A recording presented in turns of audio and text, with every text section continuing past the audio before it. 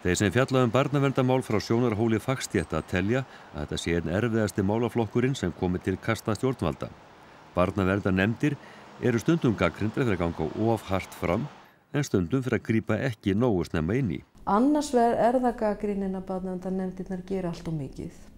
Að það ryðjist fram, taki ekki tillit til hagsmuna þessar fólks sem í hlut eiga og grípi allt og fljótt og hratt til þvingunarúrræða sérstaklega, taki frammi fyrir hendurnar á foreldrum eða fjölskyldunni, það annað sjónarhornið. En gagnrýnin úr hinni áttinni kemur alloft frá fagfólki sem að láta sig málefni þessara barna varða og svona rennur til rifja þessar aðstæður þessara barna og fagfólki þykja þessar aðstæður barnana oft óviðunandi og krefjast þess að sé gripið til mikið virkari úrræða. Þannig að barnaverndarstarf alveg gríðarlega erfitt. Þarna ertu sannarlega milli steins og sleggju eins og það nú kallað. Á síðasta ári bárust 8.000 ábendingar til barnaverndarnefnda og hefur þeim farið heldur fjölgandi.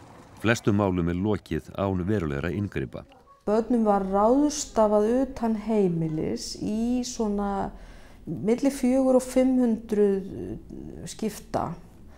Hins vegar maður skoðar þvingunina, í hvað mörgum tilvikum þurftu barnaverndarnefndirnar að leita til dómstóla til þess að fá heimild til að gera þetta, þá eru það kannski svona 20 skipti þar sem maður reynir á það. Síðustu ár hefur farið fram sársaukafullt uppgjör við mistök fortíðar á vistheimilum barna í Breiðavík, á Kumbaravogi og víðar. Fagfólkið fullyrðir að gríðarlega mikið hafi breyst með auknu réttaröryggi og fagmennsku, en viðurkenna samt að aldrei sé hægt að tryggja að ekki sé brotið á börnum. Við munum aldrei geta verið þess fullviss að ekki eitt einasta barn í þessu kerfi muni hafa einhverja bitra reynslu þegar frá líður. Barnaverndarkerfið verður að leggja sig fram að gera eins vel og því mögulega unnt með við bestu faglegu þekkingu hverju sinni.